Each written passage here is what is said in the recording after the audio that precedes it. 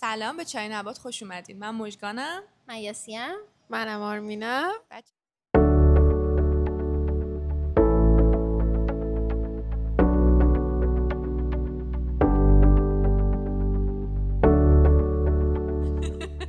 هفته‌تون چطور بود بچه‌ها؟ هفته پرکار، نه دروغ میگم، هفته خیلی اتفاقا ملویی بود. من امشب این هفته فقط عشق و حال کردم. خدا رو شکر. شما چی؟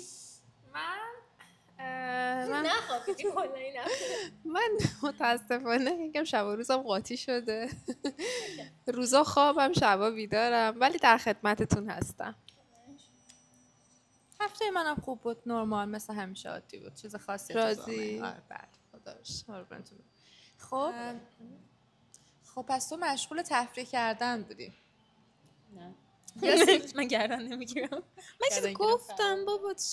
بله بفرمایید. سوالتون چیه؟ چه نظرتون چیه امروز راجع به تفریح کردن صحبت کنیم؟ دقیقاً. اگه بخوایم برگردیم به دوران تینیجریتون تا الان، چقدر فکر می‌کنین لذت هاتون تفریح کردنتون عوض شده؟ اصلا من برگردم به تینیجری که اصلا اول تفریح میکنم. خیلی محافظه کار بودم. من اصلا تفریح هیچ کاری نمیکردم. قشنگ ببین، واسه به نظر من تو هر سنی یه سری اشتباهات واسه سنت هست که اگه اون سن انجام ندی میمونه و تو سن بالاتر انجام میدی، یا اینکه هیچ وقت انجام ندی ولی تو دلت میمونه و تو سن بالاتر خب قشنگ نیست یه کاری انجام بدی دیگه. ولی مثلا توی یه چیزی که واسه سن 13 سالگی یه رفتاری تو 13 سالگی انجام بدی همه میدونن اقتضای سنته، تا همونو بیاری تو 23 سالگی میگن دیوونه هستین. من بیشتر تفریح میکردم. من تو سنم اون تایم تفریح نکردم خیلی. تو از چند سالگی تفریح کردن شروع کردی؟ یعنی کلا که لذت ببری، حالا عشق و حال کنی؟ من لذت میبردم و محافظه کار بودم. یعنی مثلا حتی جدا از اون، من خب دختر خاله، پسر عمو اینا همه از من کازینام بزرگتر بودن، برای همین من مثلا همیشه سعی میکردم اون سنی نباشم. مثلا من دختر خالم قشنگ یادمه خودش اگه ببینه اینو یادشه چه کاری با من کرد.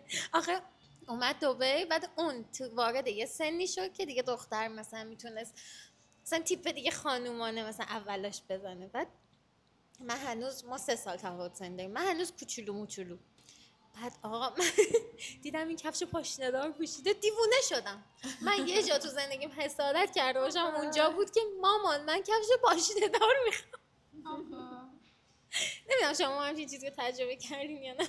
نه راستش من الان دارم فکر میکنم همیشه اسپورت بودم و خیلی برام سخت بود از اسپورت بیام تو تیپ خانومی و پارت پولو خوری به قول خودمون. تو چی آرمینه؟ والا من اگه بخوام از نظر الان بذار اول جواب سوالت بدم بعد ظاهری رو میگم که چه جوری من بودم. منم اون دوران اصلا تفریح نکردم اصلا. یعنی یادم میاد بزرگترین خلافی که من انجام دادم تو اون دوران فکر کنم 12 سالم بود یا 12 سالم بود. بعد رفته بودیم با بابا مینا مسافرت. دیگه با کی بریم؟ با بابا مینا دیگه. مینا چه حرفی باز با رفیقام رفته بودم مسافرت. بعد خب جمع خانوادگی بود، اینا نشسته بودن خیلی درینک میخوردن دیگه. بابام بود، شوهر خالم بود اینا. بزرگترین گناه و تفریح من در رابطه بابام گفت چیه نگاه میکنی بیا یه قلوب بخور. من یه قلوب خوردم، خدا شاهده، همونو رفتم تو اتاق تاق باز دراز کشیدم، گریه میکنم خدای منو ببخش که خوردم، خدای منو ببخش و اشک میریختم. یعنی ببین بزرگ گناه به آره دست داده بود، چون همش تو مدرسه به ما توبه کرده. آره دیگه همش تو مدرسه به ما گفتن که مثلا مشروب بخورین حرامه فلانه و اینا و من چون کارو انجام داده بودم خیلی حس گناه داشتم. حالا من میرفتم آبجوی برادرمو تو 12 سالگی میدزدیدم و این گفت چرا کم میشه و هیچکی به من شک نمی‌کرد. ببین نه اون حجمی که فکر کنی آبجو، مثلا یکی دو بار پیش اومده دوستا اومده بودن خونمون، یه دونه پیچونده بودیم که ببینیم مثلا چطوریه مثلا اینطوری. ولی بچه‌ها من اصلا نسبت به مشروب الان که دارم فکر می‌کنم هیچ وقت اینطوری مثلا نبودم منم که نبودم. نه موقعی که خوردم احساس گناه کرده باشم، نه اینکه مثلا بودم برم ببینم حالا چیه امتحان کنم، نه اصلا من 12 13 سالگی خب خل بودم دیگه. دیگه. یه دلیلش هم اینه که تو خونه ما هیچ وقت هیچ حرفی از مشروب نشده. هیچ وقت یعنی بک‌گراندی به من ندادن که این بده یا این خوبه یا نخور یا بخور، هیچی. نسبت بهش خیلی بی‌تفاوت بودن خانواده‌ام. استفاده نداشتن. خودشون هم استفاده نداشتن. آها. برای همین منم بی‌تفاوت بودم دیگه. من حالا اوج خلافم میدونی چی بود؟ آرمینه گفتی 12 سالگی. چی؟ من 11 سالم که بود مامانم اینا رفته بودن مسافرت. بعد من یه دختر عمه‌ای دارم که اون تایم یه چند روزی میومد خونه ما که مثلا از ما مراقبت کنه و اینا. بعد من اون حینی که دختر عمم خونه ما بود، من موهای فر بلند تا کمر داشتم، قیچی رو برداشتم کوتاه کردم تا گردن. چرا؟ دوست داشتم موهامو کوتاه کنم. موهام سخت بود نگهداریش، بلند بود فرم بود. بعد مامانم که اومده بود همش میگفتش که همه این بچه‌ها یک بار این گند دقیقاً آره فلانی موهاتو برده آرایشگاه کوتاه کرده. گفتم نه. کی موهاتو کوتاه کرد؟ خودم. زنگ زد به دخترم گفتش که آرایشگاه بردیش موهاشو کوتاه کردی، کجا بردیش و اینا. بعد دختر گفت نه. خودت کوتاه کردی؟ گفت نه. کوتاه کردم موهاشو. بعد از بچگی هیردرسر بود. آره دیگه. آره واقعا تو خونش بوده. آره. بعد یه دلیل دیگه هم این شد علاقه‌مند بودم من. یکی از فامیلامون نوه عمم موقع کلاس آرایشگری میرفت، یکی از مدلاش من بودم، همیشه موهای منو درست می‌کرد از بچگی. بعد این خیلی خاطره خوبی بود تو ذهن من که اصلا ور رفتن با مو کار کردن و درست کردنمون خیلی برام جذاب بود از بچگی. فکر می‌کنم دلیل دیگه هم این بود. عذرخواهی میکنم. شما یه چیزی داشتیم میفهمیدیم بعدش ما ببین از نظر ظاهری هم که بخوام بگم متاسفانه تنها دختر فامیل من بودم و تمام اطرافیان من پسر بودم و متاسفانه اون تایم دوره بودش که موهای میکروبی مد بود. موهای میکروبی؟ آره. و این واسه پسرا بود، یعنی پسر میذاشتن. من به مامانم گفتم میکروبی بزن. خدا شاهده منو میدونی، یعنی حالتون همونجا من بهم اینقدر من زش بودم دوران نوجوانیم، اینقدر چرک. یعنی ببین فکر کن صورتم پف چیزو داشت، پف تینیجری رو داشت، جوش و موهای اینجوری کوتاه. وای اصلا یه سه حال به همزنی بودم. من یه چیزی بگم کمکت کنه. اصلا فرق نمیکرد تو وارد چه مدی بشی، همه یه مدای اون موقع. وای آره دهه 80 بود دیگه. بود.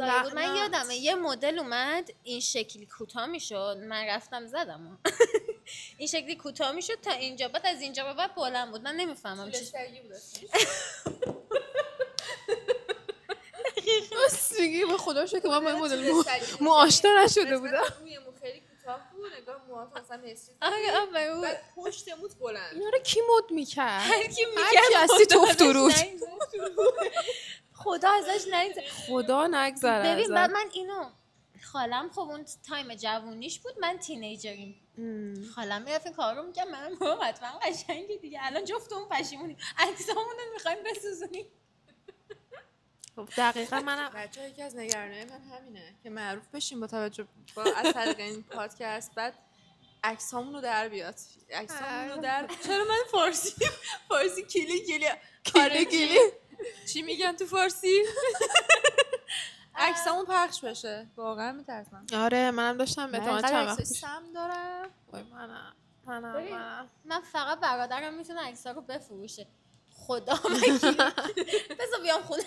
بچه‌ها من میگم بیان یه ذره هوای رفیقامون رو داشته باشیم تو این پادکست. آره واقعا برادر خواهر دختر خاله آره عکس‌ها پخش نشه فقط. ان شاءالله نمیشه. اصلا احترام به خانواده، به فامیل، به برادر خواهر دختر خیلی مهمه. اصلا پندار نی کردار نی گفتار نیک. اصلا نیک. آره دیگه هر خلاصه کسی که از من عکس بد داری نکنین دیگه زشته. اوکی برگردیم به داستان تو. می‌خواستی تعریف کنی چیزی بگی؟ اوکی آرمین حالا تو می‌خواستی چیزی بگی؟ حالا چم گفتم تموم شد. واسه همین هی میگم به من گوش میکنی. برگردیم به موضوع تفریح یا نه برگرد تو هر چه دوست داری برگرد. تو چی می‌خواستی بگی؟ هیچی خلاصه بخواستم تو بگو. هیچی آقا خلاصه من تو دوران تینیجریم هیچ گوهی نخوردم همین تمام. منم نخوردم اگه بهت آرامش میده. آره خلاصه اینجوری این خورده این بلا بوده. اینم محافظه‌کار بوده این بچه. چقدر جالب 3 تا کشور مختلف بودیم ولی چرا هیچ کاری البته من تا میگم 13 سالگی ایران بودم. من 14 15 سالگی رفتم اتریش هم هیچ کاری نکردم. خدای هیچ یه مادر پدر داشتم. من اینجوری گرفته بودن. نه ولی کنم مامان چیز بودن گیر بودن دیگه. اول خیلی گیر بودن. مادر پدر ایرانی ها. حالا یه چیز بامزه بهتون میگم، من بابام اوپن مایند تر از مامانم بود خیلی. من اصلا با بابام احساس می‌کردم راحت‌تر میتونم بگم من دارم میرم اینجا اونجا. البته که مامانم خیلی اوپن مایند بود ولی نسبت به یه پدر ایرانی من واقعا توقع نداشتم انقدر اوپن مایند باشه. ولی من تا 13 سالگی آخه میدونی تا 13 که بچه‌ای تو داری شیطونی بچگی تو میکنی. من یه سری کارا رو مثل سرسره بازی اینا رو مثلا چون دختر خالم مثلا تفاوت سنی زیاد نبود خب مثلا یه سری کارا رو به خاطر اون نمیکردم. فاز مثلا بزرگتر گرفته بودم. ولی بعد از اونم آخه من چون پدرم فوت شد اصلا ناخواسته نمیتونستم محافظه کار شدم. میدونی مثلا پارتی که مثلا تو 15 16 سالگی میپیچونی بری، حالا مثلا شاید خیلی نپیچونی ولی مثلا یه دروغی بگی به خانواده. خب من میگفتم الان مامان من مثلا اوکی نیست حالش که من میخوام همچین کاری کنم. همین نمیکردم. همه جا میگم مامانم نمیذاره. حالا از مامانم نمیدونست من دعوت شدم جایی. منم خیلی کارم کردم. بود دوستان که نمیخواستم برم بیرون بهش میگفتم بابام نمیذاره. ببخشید بچه‌ها. بابای من در جریان نبود. تو برعکس بودی. من خیلی یه تایمی درونگرا بودم و از اینکه توی جمع دوستام طولانی مدت باشم چون میدونستم قراره طولانی مدت باشم یه ذره فراری بودم. یعنی یکی در میون بعضی وقتا میپیچوندم مخصوصا اگه آدمای جدید میخواست مثلا تو جمعمون باشه میپیچوندم و میگفتم بابام نمیذاره یا مثلا حالا اوکی نیست مثلا خانواده. حالا در حالت عادی مام بابا اجازه میدادن؟ آره یه تایمی شاید مثلا از کودکی که داشتم میمدم تو نوجوانی سخت میگرفتن ولی بعدش دوران دبیرستان و مثلا اون تایم اوکی بودن. یعنی مثلا اجازه میدادن ولی خب من خودم دیگه دوست نداشتم دیگه. جالب. من یه چیز جالب کشف کردم الان گفتی. هممون با یه چیز بامزه کشف کردم که شما توی دیدی تستش تست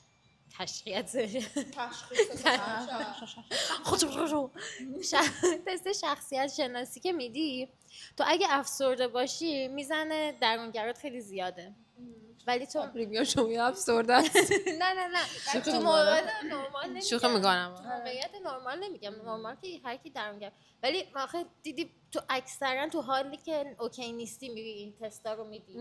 اوکی اصلا نه فال میگیری نه تست میدی. اصلا هیچ کاری با هیچ کی نداری. زندگی تو میکنی. بعد من متوجه شدم که تو اون تایم تو اصلا نباید تست بدی چون معلومه که تو وقتی افسردگی درونگرات بیشتر. حالا این مثلا یه فاکتورشه. هزار تا فاکتور دیگه شخصیتت داره دیگه. خب مثلا چه میدونم وقتی یکی ADHD داره لزوما آدم برونگرایی نیست که ADHD داره. یعنی آره درسته. حالا یه چیز دیگه که بهت بگم اینه که من یه تایمی فکر کردم که واقعا افسردم ولی فقط ویتامین دیم کم بود و تمام علائمش دقیقاً با افسردگی یکیه. چقدر جالب. آره شاید واسه همینه بیشتر کسایی که تو اروپا زندگی میکنن یا جای سرد زندگی میکنن افسردگیشون بیشتره. تا حالا بهت دقت نکرده بودم. قرص ویتامین دی باید بخور. چون تازه کسایی که پنیک و استراب دارن میگن به کمپلکس بخوریم. یعنی همه اینا از یه سری ضعف‌های بدنیه. اصلا خیلی‌هاش روحی روانی نیستش. جالب بود اینه که گفتی. دقت نکرده بودم. بچه‌ها ما کی بودیم؟ مجرم فکتی. مجگان فکتی. موجی فکتی. بگید بخوام مثلا فکت بریزم. از دوران تینیجریتون راضی هستی؟ مثلا چیزی هستش که اگه برگردیم به اون دوران بخواین عوضش بکنین یا انجام بدین یا انجام ندین؟ من تو دوران تینیجریم نمیتونم نظری بدم. نمیتونم دیگه، دست خودم نبوده. من فکر میکنم تینیجری رو بذار نگیم، بیایم مثلا حالا از تایمی که فهمیدیم خوشگذرونی چیه، خواستیم حالا مثلا تفریح کنیم، خوشگذرونی کنیم. من چون تو شهر کوچیکی زندگی میکردم خیلی آپشن خوشگذرونی و تفریح نداشتم جز اینکه با دوستان باشم دیگه. و فکر میکنم به اندازه کافی نه، یعنی مثلا اینکه جای خاصی بیرون بخوایم بریم. یعنی یه سوال، مثلا منظورت اینه که همسایه‌ها صحبت چه حرف در می آوردن یا نه کلا اصلا جای تفریحی نبودش؟ اولا که جای تفریحی زیاد نداره، طبیعت تا دلت بخواد داره ولی تفریحی نه. 70یا اولین بچه‌هایی هستیم که جوونیمون از آن جوونیمون موبایل و اینترنت و این چیزا اومد تو دست و بالمون. یعنی کودکی و حالا مثلا بگیم مثلا تا 15 16 سالگیمون نداشتیم دیگه. یعنی خود من که اینترنت رو تا موقع نداشتم. آره ببین اینترنت هم داشتیم چیز با اون سیستم داشتیم. آره کامپیوتر. ولی آره نه خب من حتی اینجا بودم آره ما هم کاری نداشتیم. مثلا دیگه بزرگترین مثلا شاید دیگه کلاب بود که اینجا 21 که اون موقع ببین چقدر اصلا جامعه فرق میکرد که هم ایران میدونم سیف تر بوده هم اینجا. خب اینجا هنوز هم سیفه ولی خب باز جامعه فرق میکرده دیگه. من مثلا میدونم که فیک آیدی درست میکردیم میدونستن که خیلی‌ها دارن ولی کار خیلی عجیبی نداشتن. من مثلا 15 سالگی با فیک آیدی میرفتم. بین خودم باشه منو نیم فردا بگم فایل اینستام عکس خودم نبود. یعنی مثلا یه دونه عکس از دور از پشت مثلا گرفته بودم مثلا تو طبیعت که مثلا یه دخترین دور دور من بزرگترین اتفاقا پشیمونی مینه. الان دارم میبینم مثلا خانمای مثلا سن و سالدار همه عکسای خودشون میذارن پروفایل. من بزرگترین پشیمونی الان اینه که من اون موقع که باز اینستا اومد من اینستا داشتم چرا باز نذاشتمش؟ آخه چرا؟ به خاطر اینکه یه ذهنیت جامعه نمیپذیره فلانی عکساش پخش شده. آره ولی در صورتی که اینترنت هست اصلا عکسی نمیذاشتیم تا اینجا لباس پوشیده بودیم تا اینجا دقیقاً و یه دونه از صورتت انقدرش مثلا چه عکسی می‌خواستی بذاری؟ آره تو چی؟ حالا تو که اروپا بودی؟ خیلی نفخنده ملی. نه خب ببین مادر دوباره ریختم دوباره نه یه چیز کوچیک بخوام بگم. خب مادر پدر ایرانی بودن و اصلا کلا مادر پدر من تو ایرانم خیلی گیر بودن. حتی اجازه نداشتم برم خونه دوستم یا حیاط دوستم هیچ وقت. بعد آره خب مام بابای منم گیر بودن دیگه. اونا هم اینطوری بودن که مثلا عکس نزار فلان عکس و نزار اصلا چرا فلان مثلا چه گیرای خودشونو میدادن. من حتی اونجا مثلا خیلی کارو قایمکی انجام دادم. حتی میخواستم برم دوستای دخترم من ببینم به این مام و بابام میگفتم که دارم میرم کتابخونه. انقدر اونا گیر بودن. ولی اگه بخوام بگم که از یکم محشیم بچه‌ها امروز اومدن کلا به من اهمیت ندن.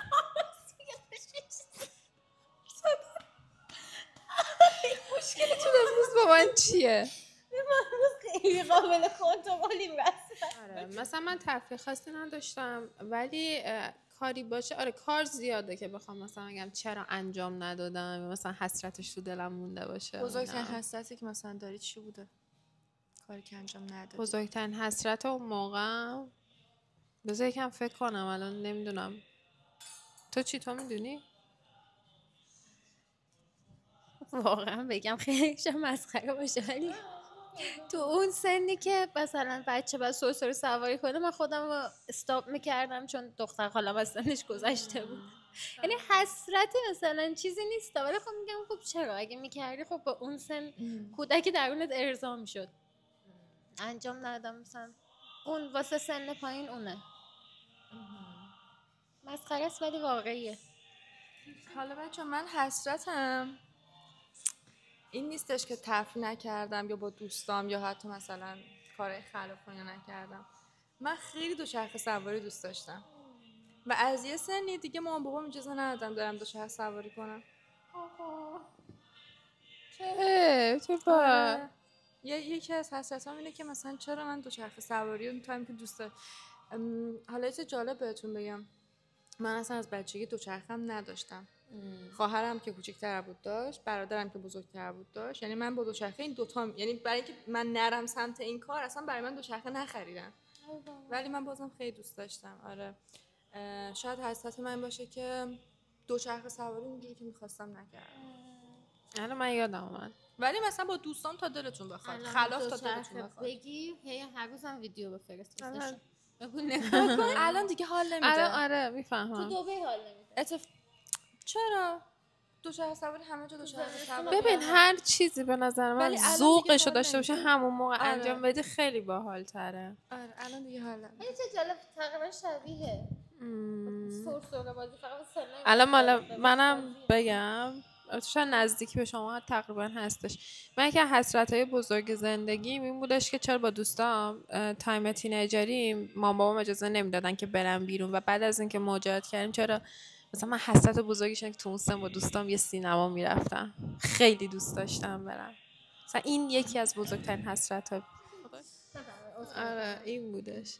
بعد یه 2 تا حسرت دیگه بزرگ دیگه هم دارم. من اون موقع اتریش که رفته بودم خب بچهای اونجا خیلی چیز میکردن، مثلا بولی میکردن و اینا. اوایل مدرسه اولی که رفته بودم، بعد من هر موقع میومدم خونه میزدم یوتیوب نگاه میکردم. بعد اون موقع یوتیوب و یوتیوبر خیلی نبودش دیگه. یه دختره بود ویدیوهاشو نگاه میکردم خیلی خوشم میومد ازش و شروع کردم از خودم ویدیو گرفتن، ولی هیچ وقت پست نکردم. هیچ وقت. مثلا شاید یکی از حسرتام اینه که چرا اون موقع این کارو انجام ندادم. یکی دیگه هم چقدر حسرت. بچه من اون موقع تو سن 17 سالگی به این یعنی ایده اومد تو سرم که آنلاین شاپ بزنم و اون موقع هیچ کس آنلاین شاپ نداشتش و حتی من پیجش هم ساختم، رفتم عکس گرفتم از دونه دونه محصول، ولی ترسیدم، گفتم همه مسخره‌ام میکنم و هیچ وقت ادامهش ندادم. چقدر همیشه فکر می‌کردم آرمین آدمی باشه که وقتی یه ایده‌ای داره انجامش میده، یعنی میره تو دلش. قبلا اینجوری 10 سالگی حساب نمیشه، تو ترسید اون الان اینجوری نسبت به دید فکر مردم. آخه ما هنوزم همینجوری. راجب همین ایده پادکست من و یاسی شاید 2 ماه راجبش حرف زدیم. واقعا وایسا این فرق داره. این من و تو از ترس و اینا نبود. تو اون سن این از ترس حرف مثلا دوستاش و اینا بوده، خب که منطقیه. همه اون تو سن من و تو یکم شیرازیمون زیاده عزیزم. بکنیم آمو بکنیم و میبینی نشستیم لم دادیم، خب از فردا شروع کنیم. ولی تو باعث شدی که ما اصلا شروع کنیم. تو پوش کردی ما رو. چقدر جالب. عوضش حرفشو میزدیم. خودش تو آره دیگه شما ایده رو دادین. اما ایده از ما عمل است. میدونی چرا الان مثلا اینجوری هم یه کاری بخوام انجام بدم انجامش میدم؟ چون واقعا به این نتیجه رسیدم که زندگی من برای هیچ کس اونقدر اهمیت نداره و همونقدر که اهمیت نداره همونقدر مردم بازم میشینن صحبت میکنن. تو هر کاری بکنی به هر حال یه چیزی هست پشت سرت واسه گفتن. پس اون کاری که دلت میخواد انجام بده. اصلا واقعا اصلا مهم نیستش. ویدیو میخوای بذاری ویدیو بذار، میخوای فلان لباسو بپوشی بپوش، ذوقشو الان داری الان انجامش بده. میگذره، زندگی میگذره. الان اون طرف تا هر کاری هم حتی اون کارم نکنی اون طرف باز میشینه پشت سر حرفشو میزنه. یه چیزی گفتی، یه سوالی واسم پیش اومد. گفتی بولی. تو ایران هم بولی بود تو مدرسه ها؟ مثلا اینجا جوری بود که تو هم بیرون از ایران رو میگی؟ آره من بیرون از ایران رو میگم. فکر میکنم تو ایران من نشنم کسی به اسم حالا بولی. تایم منم نبودش. من احساس میکنم همه جنگی بودن تو ایران. یعنی احساس میکنم به بولی نمیرسید، همه در یک حد همه جنگی. آره ولی اینجا من شب باورتون نشه من بولی بودم. منم بولی شدم رفته بودم. من بعد اینکه مثلا اتفاقات زندگی افتاد بچه آروم شدم. من قبلش بولی بودم و یک دختری بود که من ازش عذرخواهی هم کردم، بازم میکنم که اون تایم این حالا مثلا از تیپ من خوشش میاد، مثلا میرفت میخرید همون چیزو، یا مثلا من یه گروه دوست داشتم باشون مثلا میرفتم توی گروه دیگه اون رفت با قبلی دوست میشد. آخه من قشنگ این بدبخت رو فکر کنم چند بار کورنر کردم تو مدرسه که یو تو بولی یعنی انجام دادی روی یکی؟ آره من بولی بودم. نه یعنی تو مورد بولی قرار گرفتی، یکی رو رفتی بولی کردی؟ نه من بولی کن بودم. من 2 تا دوستم داشتم دراز شبیه بادیگارد و اون وسط اینطوری مین گرلز واقعی این کارو کردی من دختر؟ یک مین گرلز واقعی بودم، چون اون تایم هم مین گرلز خیلی فیلم خب بالاخره اوبورسی بود و من واقعا حالا پراود نیستم ولی آدمی بودم که میرفتم مثلا دیگه اون آدمه بودم آقا مین گرل بودم آقا چیکار کنم توی تئاتر احساس قدرت می‌کردی؟ می‌کردی؟ نقششو بهم دادن. احساس قدرت داشتی؟ تو اون سن نمیدونم مثلا چه کار میکردم، یعنی هیچ حس من آخه تا میگم قبل اینکه مشکلات زندگی میشم هیچ مشکلی نداشتم. فکر میکنم واسه خودم مشکل تراشی میکردم، هیجان وارد زندگی میکردم. چه جالب. تو تا حالا بولی شدی؟ نه من نه مورد بولی انجام دادم، ندادی؟ نشدم نه. خیلی سیف من رفتم اومدم. من مدرسه اولی که تو اتریش رفتم بولی شطرنجی شدم. کن. به خاطر اینکه اون شهری که ما بودیم یه ویلیج تور بود و خیلی کوچیک بودش و توی اون شهر همه اون بچه‌ها با هم دیگه کیندرگارتن رفتن، مدرسه رفتن، یعنی پیش دبستانی، مدرسه، راهنمایی. بعد همشون همدیگه رو میشناختن و همشون کله زرد بودن، یعنی آلمانی و اتریشی و اینا بودن. کله سیاهشون فقط من بودم و به شدت خیلیاشون مخصوصا دختراشون، چند تا دخترشون از من بدشون میومد خیلی، یعنی قشنگ میگفتن که ایش حساسیه، من از متنفرم فلان و اینا. منم خب میفهمیدم ولی روم نمیشد بهشون جواب بدم. بعد آخر سال شد، نمیدونم مدرسه ایران همچین کاری انجام میدن، یعنی زمان من انجام نمیدادن. آخر سال شد معلممون اومد گفتش که خب بچه‌ها دونه دونه بلند شین بگیم ببینم، مثلا تو کلاس ما 10 نفر 12 نفر بودیم، بگیم ببینم چطوری بودش سالی که گذشتش و اینا. آقا من بلند شدم، رسید نوبت من، هر چیزی که میدونستم و تو دلم مونده بود و به اونا گفتم و همشون اینجوری موندن، فکر می‌کردم من نمیفهمم چون جوابشون رو نمیدادم، ولی در صورتی من خجالت میکشیدم جوابشون رو چون آلمانی بودن. بعد من آلمانی میفهمیدم ولی خب میترسم اشتباه بگم بیشتر منو بولی کنن. بعد دیگه هر چی بود و نبود و دست با شکسته به انگلیسی و آلمانی گفتم و بعد از اون جلو همه تو کلاس بلند شدم قشنگ گفتم. بعد یه چیز خوبی هم که یعنی فکر کنم که دلایلم که بیشتر منو بولی میکردن، من توی ریاضی ایران خیلی جلوه، از نظر درس ریاضی واقعا ما جلویم. من ریاضیم خیلی خوب بوده چون همه اینا رو تو ایران قبلا این بلد بودم. من معلمم مثلا همه خیلی خوشش میومد دیگه، بعد اینا بهشون زور میومد. بعد دیگه بلند شدم جلو همه قشنگ گفتم و دیگه افردایم چی نشیدم. اوکی. می‌خواستم همین رو بپرسم که رفتارشون آیا عوض شد؟ و وقتی به دخترم حتی توی فیسبوک مسیج دادم گفتم که آره من این حرفا رو زدم اینجوری واسه اینکه تو این کارا رو کردی، مثلا تو فلان کار کردی، اینجوری بود اون رفتارت، من اینا رو فهمیدم. دختره تنها حرفی که به من زدش I don't know. من نمیدونم راجع به چی صحبت میکنیم.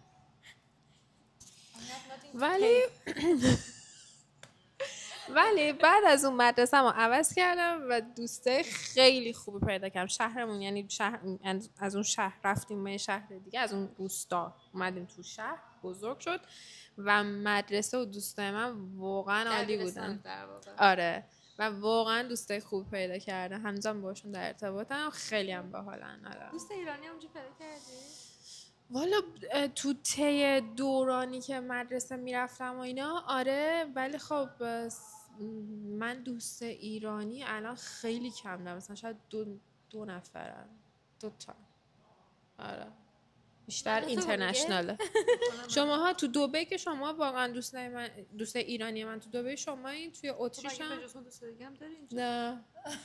کی گفته؟ چی گفتی دوست ایرانی دبی؟ خیانه؟ زامن‌دار رو بکشم؟ نه یه دقیقه نگه. ولی آره خلاصه اینجوری داستان من. یه سوال جانم بفرمایید. تایم مدرسه و تینیجریتون چقدر دوست داشتین که تفریحاتون، کاریاتون با جنس مخالف باشه؟ یعنی چقدر دوست داشتین با دوستاتون باشه، چقدر دوست داشتین با جنس مخالف باشه؟ من فرق نمی‌کنه که من دوست پسر و دختر هستم یکی بود. آخه اینجا بزرگ شدم بالاخره دوست پسر و دختر یکی بودن. آره من ببین بیشتر دوست داشتم با دوستای دخترم بگذرونم، ولی انقدر تو خانواده ما گفته بودن که پسر نه اصلا سمت پسر نرو، احساس میکردم هر پسری میاد سمت من به من نظر داره و قراره که دوست پسر من باشه. اصلا نمیفهمیدم که دوست معمولی پسر داشتن یعنی چی. فانتزیای بچگی رو دیدین که مثلا هممونم فکر می‌کنم ما دختر داشتیم که حالا پسرای فرم دیگه شو، ولی مثلا یه پسری رو میدیدی فکر که با نمکه تو مغزت خونه میگرفتی، ازدواج میکرد، لباس عروستو تجسم میکرد. چه مغز سمیه ما داریم. بچه مغز من میدونی چه جوری بود؟ من از بچگی همه آرزو رویام این بود که بزرگ بشم با یه پسر هندی ازدواج کنم، یه عروسی که مثلا یه هفته 10 روز عروسی، بعد تو خونه بزرگ اونا با همه خواهر برادرها و شوهر خاله نمیدونم فلان و اینا همه با هم همه یه جا زندگی کنیم. آخه بعد آره به خاطر تاثیر فیلم‌های هندی بود. آره به خاطر تاثیر فیلم‌های هندی بود، ولی واقعا روی پردازی می‌کردم و من با یه هندی ازدواج می‌کنم عزیزم. و توی خونه بزرگ که خانواده شلوغ همه با هم. حالا چی بپوشن عروسیش؟ I don't know. نه ولی فکر کنم خیلی آدم بچه تاثیرپذیری بودم. یعنی یه تایمی که فیلم ومپایر دایریز رو می‌دیدین؟ من و خواهرم تا صبح بیدار می‌موندیم که اینو ببینیم. اون سریال رو می‌دیدم، خیلی رفتم تو این فاز که همه چی نشونه است، همه چی جادوه، مثلا همه چی یه مثلا یه چیزایی موقع ومپایر دایریز فکر من فقط دیمن رو می‌دیدم. نه که کراشت دیمن بود زیاد، اصلا راجعش صحبت نکن. بابا جیمی داداش الینا خیلی کیوت بود. ببین اصلا هر چی پسر اینطوری وحشی بود. بچگی وحشی رو دوست. نه وحشی بد بود. تایلر وحشی خوب بود. نه تایلر سافت بود، دوست ندارم. دیمن تو چی؟ من والا کراش بچگی مهدی سلوکی بود.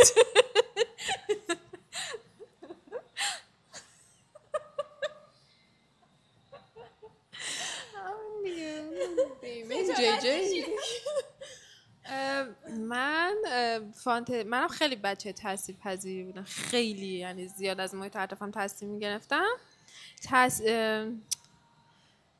فانتزی بچگی من همیشه از تو خاله بازی همیشه ازدواج کرده بودم، یعنی یه بچه خونه داشتم، شوهرم هم یه جایی بود، بچه‌مون بازی. آره یه بارم یادمه تو ایشالله که همچین روزی نرسه، واقعا میگن منیفست میکنی سرت میاد. من یادم یه زمانی هم تو خاله بازیای بچگیم نقش اسفندود کنا رو داشتم. نقش استقل چی کار میکردی؟ بچه رو میذاشتم پشت چیزی میگردوندم، نمیدونم چرا. من فانتزی خیلی بامزه. من همیشه تو خاله بازیه که با دختر خالم من اون کار میکرد، من اونی بودم که مثلا میرفت تو شهر گند میزد، بعد اون بعد مثلا میومد گنده منو با پول درست میکرد، مثلا ماشینو میزدم به درخت، بعد میومد بگو تو خاله بازی هم خیلی کار نمیکرد. ولی توی رویا پردازی من همیشه یه اسم شوهرم سامان بوده. چرا؟ اگه سامان چرا؟ مثلا واقعا البته فکر میکنم به خاطر یه دوسته توی مهد کودک داشتم اسمش سامان بود، فکر میکنم به خاطر اون تو مغزم موند که از همون موقع مثلا فکر کردم اسمش سامان کجایی؟ سامان چه بامزه میشه بچه ها از اینجا دوستای بچگی که مثلا یادمون رفته رو پیدا کنیم ایشالله. بذار منیفست کنیم. من که دوست بچگی پسر نداشتم، دخترام همشون باشون در ارتباطم. آره منم تقریبا ما همه دوستام در ارتباطم. سوشال مدیا خوبیش اینه، حالا من خیلی از دوستام تو اینستاگرام پیدا کردم، خوبیش اینه که یه دفعه پیدا میکنی صحبت شما تو ببخشید من تموم شده. آره عزیزم بود. شما تو تفریح‌های بچگیتون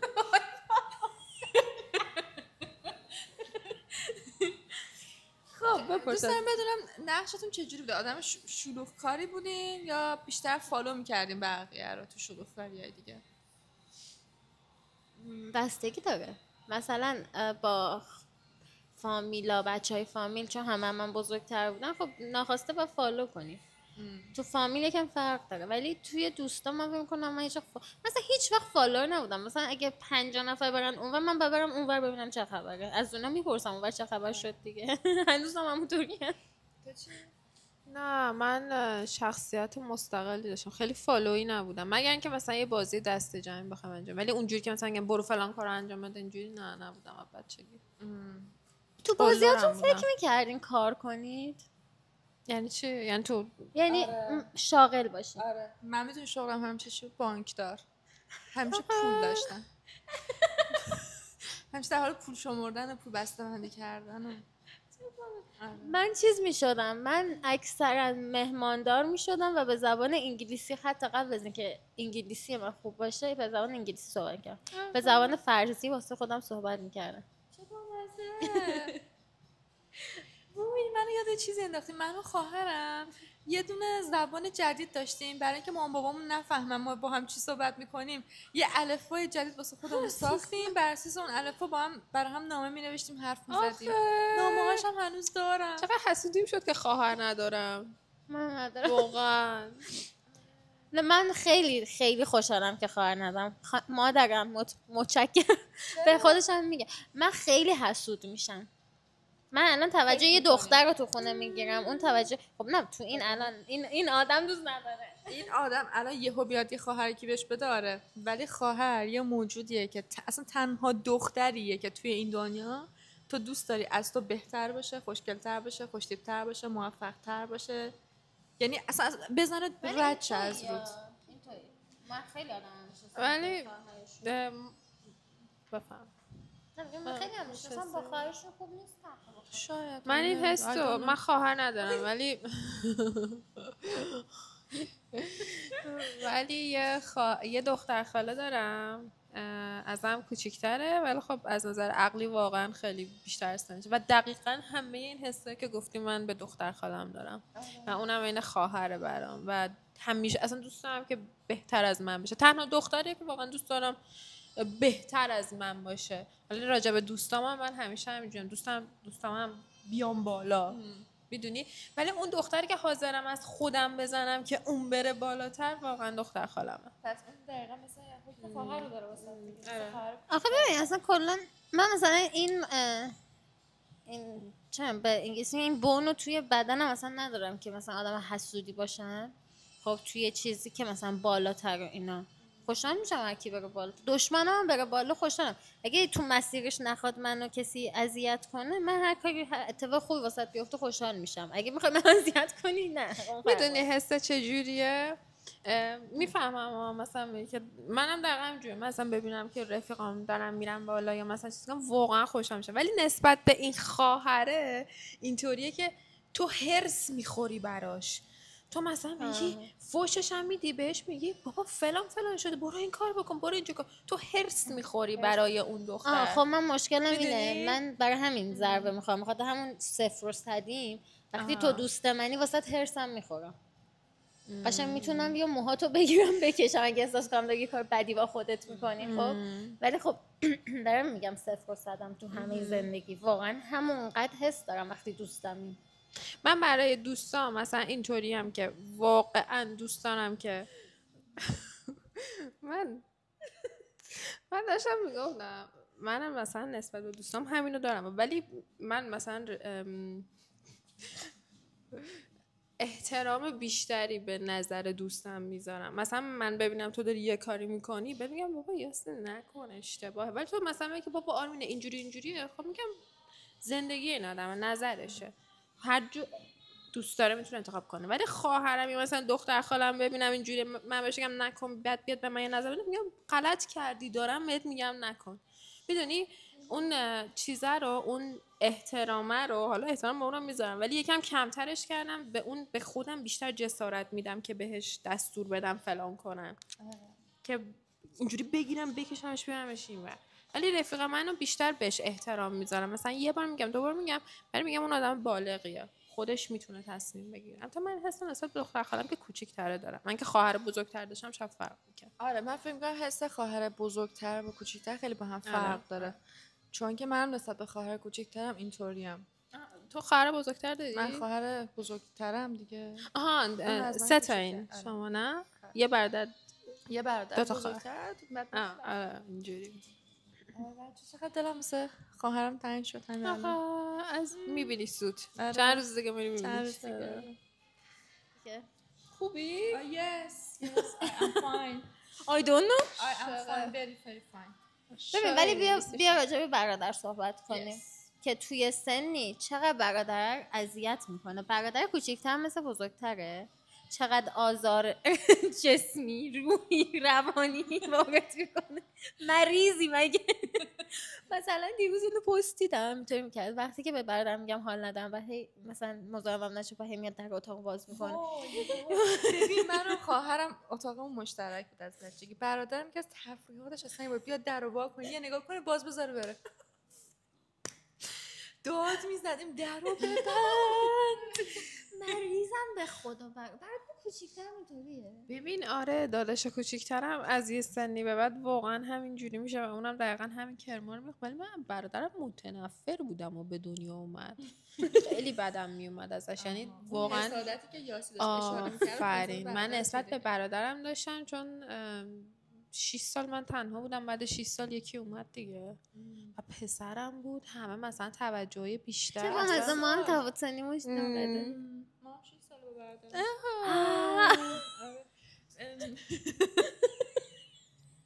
یا للعجب.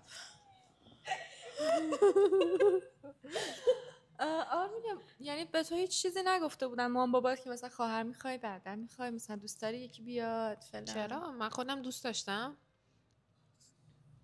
یه خورد دادم. تو تئوریشو دوست داشتی فکر کنم. بابا من میرفتم مثلا با بچه‌ها بازی می‌کردم. آره من میرفتم با بچه‌ها بازی می‌کردم همه یه خواهر داشتن بعد اینا بازی می‌کردن من حسودی می‌کردم مثلا میگفتم که مامان منم یه خواهر می‌خوام. بعد دیگه مادر پدر وارد عمل که شدن بشیر می‌شدن. یه چند ماه گذشت دقیقاً مامانم رفت سونوگرافی گفتش که میگم آبجی داری یا داداش داری گفتم باشه رفتش اومد گفت داداش دار شدی گفتم برش کردم پسش بده اصلا من به هم ریختم به خدا خیلی بدم میومد ازش. من مثل اینکه مامان بابام قرار بود که من بیام برادرم خیلی بدش اومده از اینکه بچه دختر باشه. من کاملا داداشتو درک میکنم. دوست نداشته دختر باشه و خدا حالا بهش یه خواهر داد بعد دومیرم دوباره خواهر داد. خدا با داداشش حالا که قدر نمیدونی 2 تا بهت میدم. ولی واسه خواهرم من خودم خیلی اصرار میکردم مامانم من خواهر میخوام. به دنیا اومد خوشحال و انقدر خوشحال بودم اصلا از بچگی حس خوبی بهش داشتم. چند سال ازش بزرگتری؟ 4 سال. آره. ای بابا. من دوست داشتم داداش بزرگترم داشتم مثل تو. داداش بال من که راضیم از این. بعد من آورده برادرمم. یعنی اونم به خاطر مامان بابا الکی بعد بهش نه میخوان. این اصلا این داستان معروفه تو فامیل ما که مامان بابا بگه تو پروسه احتمالش هست بشین یا نشه دیگه بالاخره. ولی منو برادرم میخواسته به خاطر اینکه بهش میگم که آقا تو بعد تو قلک انقدر پول جمع کنی که بتونی خواهر برات بیارم و خواهرم میخواسته و هی قلک رو این جمع میکرده اینا خالی میکردن که آقا من چطوری الان خواهر بیارم حسین. و توی بیمارستانم 6 سال خورده ایش بوده من به دنیا میام. تو بیمارستانم بچه که راه نمیدن از زیر پای سکیوریتی در رفته که بیاد خواهرش رو ببینه. پس خیلی خوشحال بوده تو. خیلی اصلا منو اون میخواسته فکر کنم موقع مامان بابام نمیخواد. هنوزم میخوادتت؟ اصلا چیزو میگه ولی بعضی وقتا میگه من اون پولی که اون موقع دادم اینا کردن تو پاچم این برمی داشتن منو خونه با اون پول میتونستم بخرم. بچه‌ها من یه بار داداشم مثلا 3-4 ساله بود و خیلی ازش بدم میومد دیگه رفتم میدونی بهش چی گفتم؟ خیلی ازش بدم میومد دیگه. من خیلی ظالم بودم رفتم بهش اینطوری کردم گفتم میدونی ما تو رو از کجا آوردیم؟ از دهن سگ گرفتیم. میدونی از کجا تو اومدی؟ تو مال یه خانواده اسمشو بگم؟ نه نمیگم میگم مال یه فلان جایی بودی بعد اینا جنگ شد تو کشورشون تو رو آوردن اینجا سگ آورد اینجا الله بغل جو بعد دهن سگ گرفتیم و واقعا باور کرده بود و رفته میشه فکر کنم همه خواهر برادر بزرگتری همچین چیزی میگم. برادر من میگفتش که ما تو از تو جو پیدا کردیم آره یا بچه ما نیستی تو. من و برادرم هم خواهرم اونجوری سر کار میذاشتیم دو آخه تایی. اصلا بزرگا این کارو میکنن. اگر میشد تا سنی یه چیزایی شد بعضی وقتا هم نکنه واقعا من بچه‌شون نیست. آره اونم خواهر دقیقاً هم حس برادر تو داشت. نکنید. حال میده. خیلی حال میده. لذت بردم من اون لحظه نه با اینکه بچه بالاخره بچه کوچیکه بودم و من خودم این کارو با کسی نکردم ولی حال میده. الان که چون کنم خواهر برادرتون شما بازی میکرد تفریح میکردید؟ من و برادرم خیلی پیسفول بودیم چون اون خیلی منو میخواست و دوست داشت، یعنی قشنگ مراقبم بود، نمیدونم بغلم میشست. تو همه ویدیوهای بچگی ما هم همش اون بغل منه، یعنی هیچکی اندازه برادرم مثلا نشسته اینجا من دارم میوه میخورم قشنگ میخنده به کار مسخره من، چون معلومه منو میخواسته. این کی آخه I love you. چجوری با هم بازی میکردین یعنی؟ من فکر نمی‌کنم ما بازی میکردیم. تو چی هرمینه؟ اصلا بازی نکردی؟ نه ما با هم بازی تنها بازی که میکردیم همون کامپیوتر بازی بودش دیگه، نوبتی با هم بازی نمیکردیم وگرنه نه دوتایی با هم بازی نمیکردیم. آخه فکر تا سن نمیخوره 6 سال بازیه. آره. مگر اینکه مثلا دختر خاله پسر خاله و اینا همه جمع میشدیم یه جا مثلا گروهی بازی میکردیم. دوتایی چه بازی می‌کردیم نهایتا دور مبل بود و این نمیدونم، حتی فکر کنم خونه بازی اینا میکردیم. ببین من بچه خیلی بازیکنی بودم، یعنی اصلا تا قبل از اینکه راهنمایی بشم بازی کردی؟ از بچگی تا تایم مثلا فکر کنم راهنمایی همش در حال بازی بودم تمام مدت. بیشتر بازی من البته با خواهرم بود. با برادرم خوش نه. بالا. رخت خواب بازی راستش رخت خوابی من چون تو کمد بود نه، خونه ولی مامان بزرگ خونه مامان بزرگم چرا بالا می‌ری یه تو صندوق داشت، بالای صندوق یکی دو بار رخت خواباشو ریختیم. خدا رحمتش کنه. آخه خیلی خدا زحمت بیامرزه. میکشید هر بار که این کارو عزیزم. برام درد سر براش. واقعا ما هر دفعه یعنی آره. اصلا امکان نداشت اصلا مستقیم رخت خواب رخت اول خواب. رخت خواب بخاطر اینکه اون حال بالاش هم می‌داد. خالی میکردیم. خب همیشه مامان بزرگا چون مهمون زیاد داشتن آره. زیاد پتو و بالش و همه چی داشتن. آره. پر بود یه کمد. آره. بالاشو خالی میکردیم یکی میرفت اون بالا یکی توشون قایم میشد تا یکی بیاد باز نه ما کنه. مستقیم میرفتیم میریختیم. نه ما خیلی پروسه طولانی پر بازی رو هم وای میکردیم. میستادیم. مادر بزرگم میومد مثلا جلوی ما جمعشون میکرد. دیگه ما مادر بزرگم چون اصولا همه شب میموندیم دیگه کسی دیگه میذاشتیم دیگه تا چون بیشتر با مامانت اونو سرگرم بودیم ما. بیشتر با مامانتون خوب بودی یا مامان باباتون؟ من مامان بابامو که ندیدم، مامانم هم تا 7 سالگی دیدم دیگه. زیاد خاطری از مادر بزرگ پدر بزرگ راستش ندارم. تو چی؟ من سمت پدری یادم نمیاد، پدر بزرگم که اصلا ندیدم، مادر بزرگم خیلی چیزی یادم نمیاد چون خیلی سن پایینی بودم فوت شد. ولی از سمت مادری من عاشق مادر پدر بزرگم. پدر بزرگم که فوت شدن البته، ولی خب کامل پدر بزرگم رو یادم چون بزرگ بودم. مادر بزرگم هم انشالله 100 سال پیش ما باشه بیشتر. ولی مادر بزرگ پدر بزرگم دیگه یه احترام دیگه. آره مادر بزرگ خیلی نزدیکیم. فکر میکنم من انقدری که اونقدر خونه مامان بزرگم خوابیدم خودمون نخوابیدم. دقیقا منم. تنها جایی هم هست که یه جور دیگه حال میده خونه مادر بزرگ. اصلا یه بوی خاصی داره، یه راحتی هم. اصلا خواب اونجا میچسبه، غذا اونجا میچسبه، یه جور دیگه میچسبه. تو یه سنی هستی که بچه‌ای بعد اونا مثلا تینیجرن یا جوونن تازه دیدی چه حالی میده. مثلا اصلا اون دوره خیلی دوره باحالیه که فکر نمی‌کنم بچه‌ای الان بتونن تجربهش کنن. والا بچه الان بهتر تجربهش میکنن. امکانات تو خونه مادر بزرگ بیشتره. نه امکانات تکنولوژی منم اون یکی رو بیشتر دوست دارم. مثلا بدون کم تکنولوژی بود و خیلی بیشتر دوست داشتم. تلویزیون هم که تایم داشت حق نداشتی برای تایم تلویزیون. آره اون اصلا بچگی من. فیتیله‌یا بستنی‌ها بود. وای یادتونه فیتیله رو بستنی‌ها رو هم یادتونه؟ آخه یادش شادونه رو یادتونه؟ آره یه دونه برنامه پاش شکست بیچاره تو تلویزیون. آخه اون قدیمی نیستون جدیده. خاله شادونه ماشاءالله اما فیتیله‌یا خاله شادونه از سن ماها و برادرامون هستن تا الان. فیتیله فقط جمعه ها بود. شادون هر روز صبح اصلا درس. ببین عشقش به این بودش که ما 5 شنبه بریم خونه مامان جونم، مامانم، جمعه صبح همه سفره بندازیم بهشون درست بزنیم فیتیله رو نگاه کن. همه ما هم نگاه می‌کردیم، خیلی خوش آخه می‌گذشت. دیگه آپشنی نداشتیم. البته اینجا خیلی آپشن داشت، اصلا هم خوب نیست. من سویت لایف آف نمیدونم چی دیزنی، ولی اصلا اون حالو نداره. به نظر من اون کوالیتی پایین‌تر با اون برنامه ها خیلی بیشتر میچسبید، خیلی بیشتر میچسبید. حس خودمونی تر و اصلا گرم و برنامه صمیمی‌تر ایرانی داره. نمیدونم چرا بیشتر. البته فوتبالیستا مثلا ایرانی نه، ولی من فوتبالیستا هم دوست داشتم. 3 قسمت توپ رو هوا بود. چرا 3 قسمت توپ رو هوا بود آخه؟ تو رو خدا سازندش اگه هستی بیا بگو.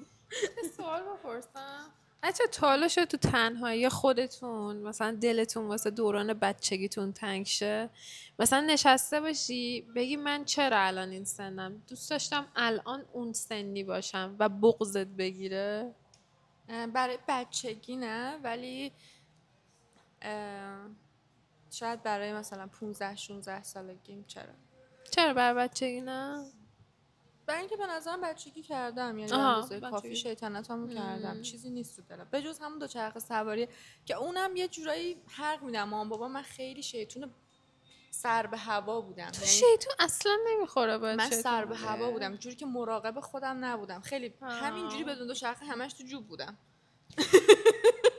و فکر کن دیگه میدونم که یعنی یه جورایی میخواستن محافظت کنن که بیشتر آسیب نبینم، ولی در کل به جز اون شاید مثلا از 15-16 سالگی تا 20 خورده سالگی این یه تایمیه که شاید کلی حسرت توش دارم. تو چی؟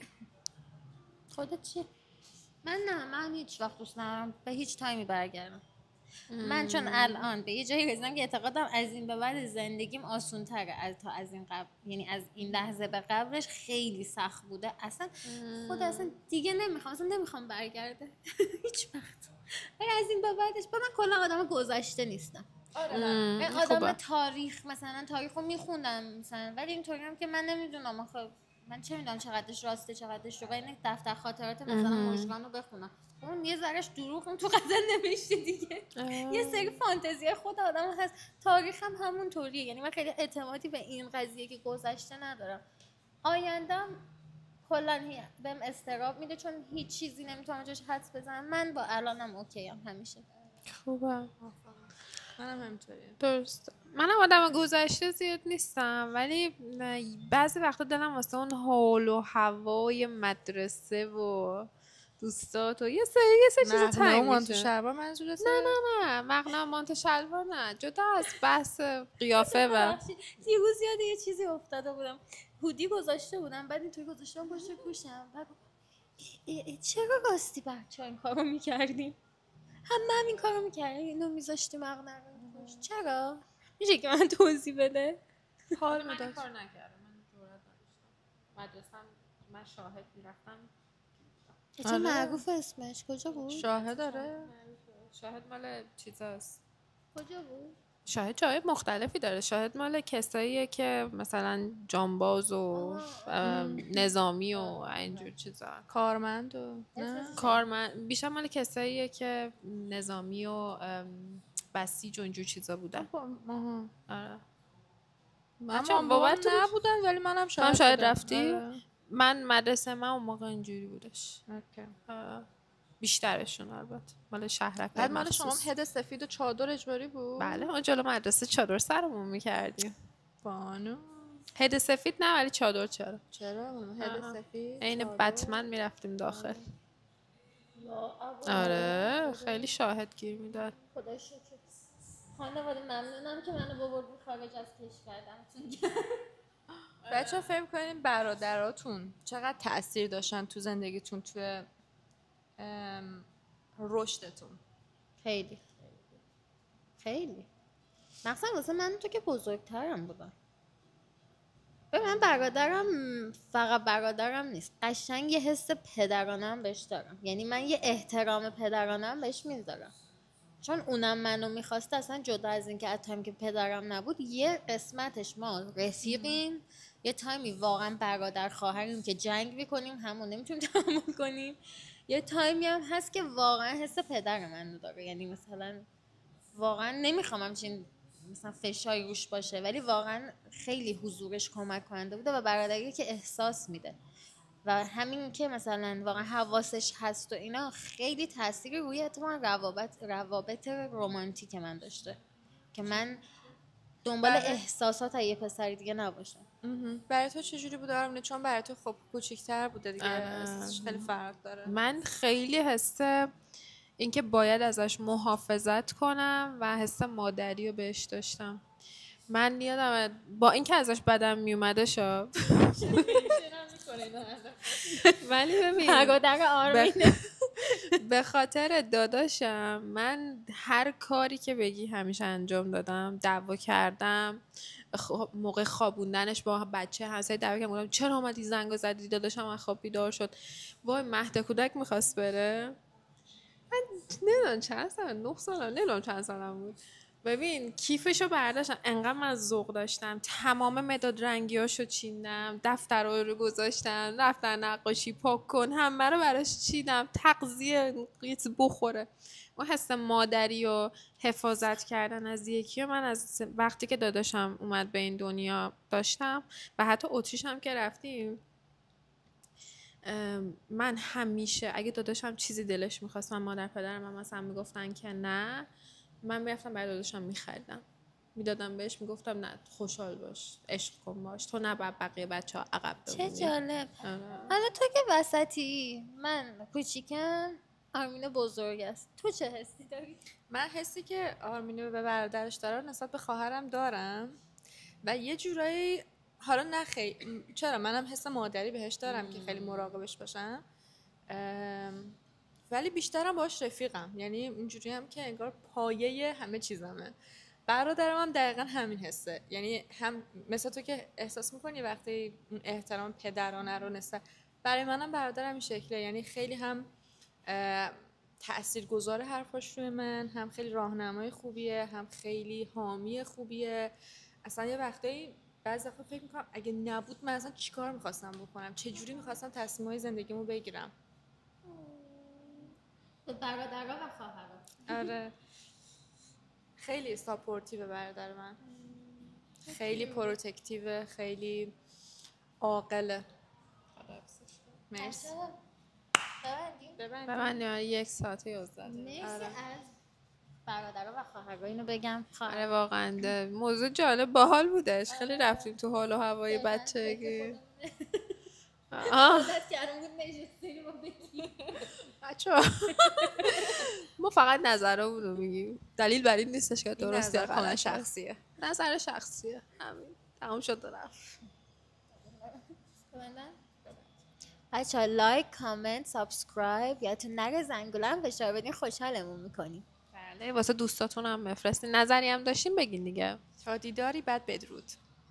قشنگ